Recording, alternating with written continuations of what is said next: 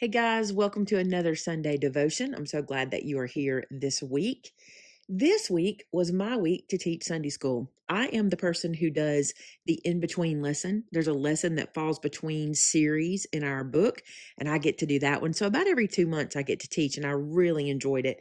And this week was no different. I enjoyed every bit of it. But when I was preparing for my lesson and reading through the curriculum and getting everything into my brain, there was a sentence in the very last section that jumped out to me more than any other part of the whole lesson. And it was just simply this: God is a good listener.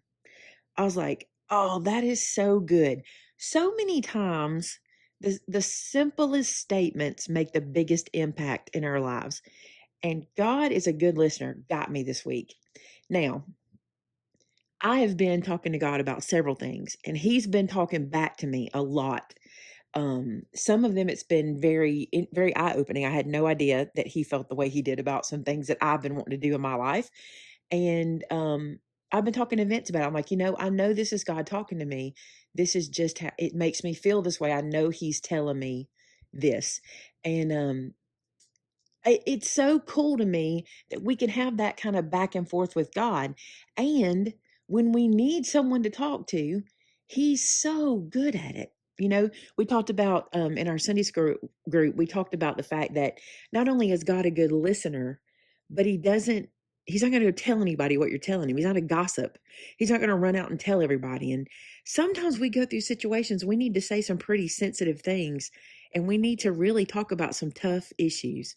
You probably do have people in your life you can go to and talk about, just about any little thing that's going on in your life. But there's some things that are just between you and God that you need to deal with. You know, the first scripture I want us to look at today is this one, Psalm 116, 1 and 2. This is from the NIV. It says, I love the Lord, for he heard my voice. He heard my cry for mercy. Because he turned his ear to me, I will call on him as long as I live. I love that because God turned his ear to me.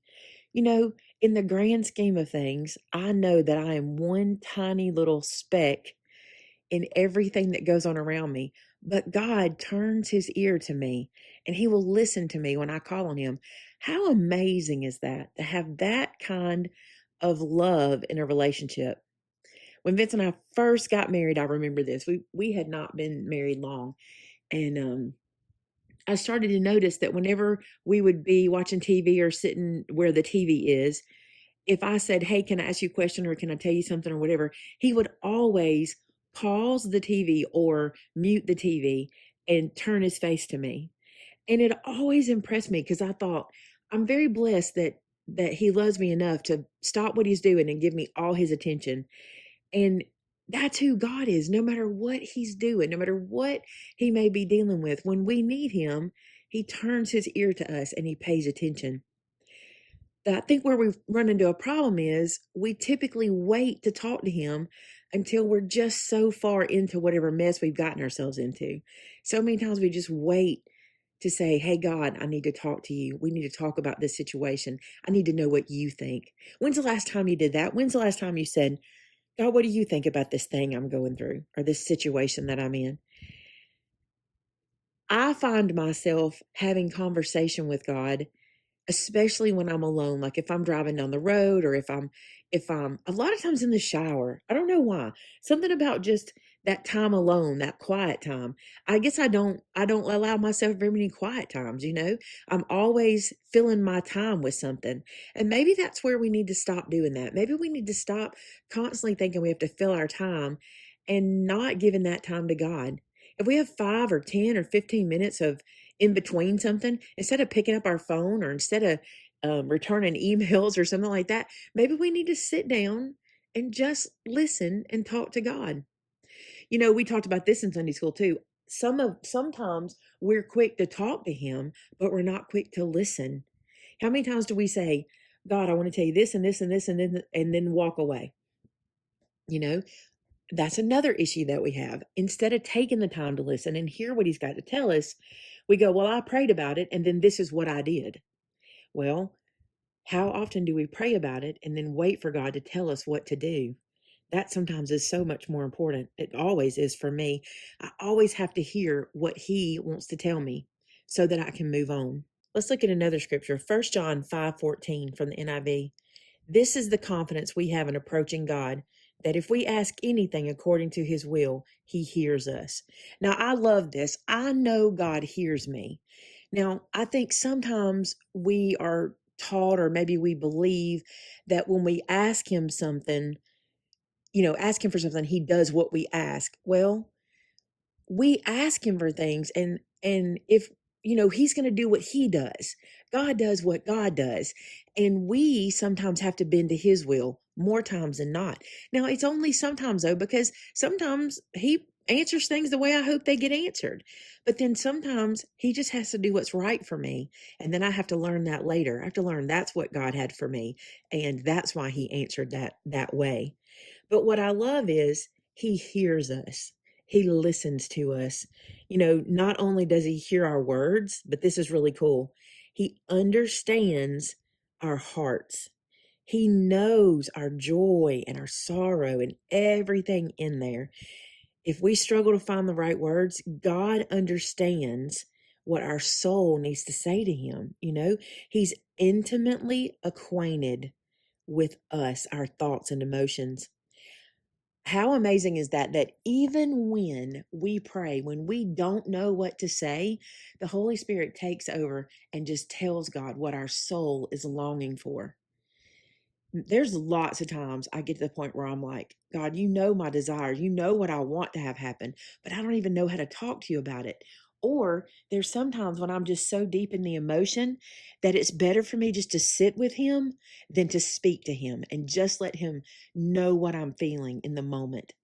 That is a beautiful thing. If you can just sit with God, it is a beautiful, very joy-filling experience. It's almost like, this is going to be crazy. You're going to think I'm weird, but I am if you know me at all. When you put your phone on the charge, it's almost like charging yourself up, like putting the phone on the charge, just docking yourself in the port with God and just sitting there and recharging, just listening. I love to do this on my back porch. And this time of year, I struggle with it because I can't get outside. It's just too cold. I think right now in Alabama, it's like 30 some degrees. It might even be colder than that. And it's hard to get out there. But find a place, maybe in your home, you have a place where you can just sit and recharge. I knew a gentleman whose father had a prayer chair in the woods. They lived on some acreage, and he had a chair in the woods under a tree. And next to that chair, he had a little table with a notebook on it. And he left it there all the time. And that notebook was his prayer book. And he would go to that place in the woods and he would sit and pray. And I just think how beautiful that is. What a great recharging station, right? My friend Brenda, you guys all know Brenda. She has a YouTube channel called Brenda Berry Just Peachy. She has a prayer walk at her home. She lives on some acreage and she has a pathway that she walks and prays. And it was so cool. We were walking together one day and she said, this is where I prayed over this issue. This is where I prayed over this issue. And this is where God gave me answers to this. And that is so cool to me. Do we have those recharging places? Keep them sacred, you guys. Some of you have set up what back in the day we heard as war rooms. There was a movie about that. Some of you have set up war rooms where you go into this room or this area of your home and you pray. These are wonderful things to have. This is a very tangible thing you can have with God that helps you to recharge in him and in your spirit. I love that. In Psalm 139:2, we read, when I sit and when I rise, you perceive my thoughts from afar. He knows everything about us. He knows, even when we're like keeping a stiff upper lip for those around us, God knows the truth. He knows what our fears are, even if we don't want to voice them, if we don't want to say what we're afraid of or what we're struggling with. God knows.